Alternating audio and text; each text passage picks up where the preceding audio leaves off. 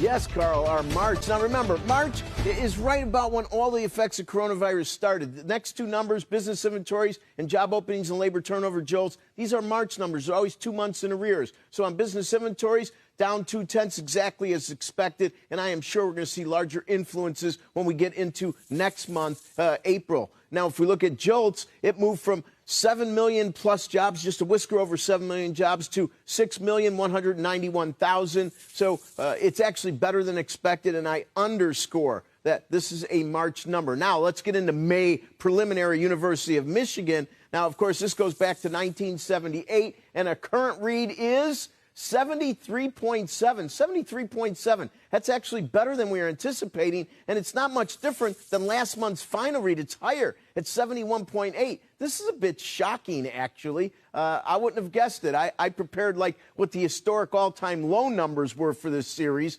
but certainly a nice surprise there. And it's impossible to say that it didn't experience the full effects of the coronavirus on the economy. So on sentiment, at least, it's not a terrific number, but it is higher than our last look. Let's go through the internals, shall we? Current conditions zoomed to 83.0. Hard to understand that. Expectations, they dropped to 67.7 from 70.1. And on the inflation outlook, this totally makes sense.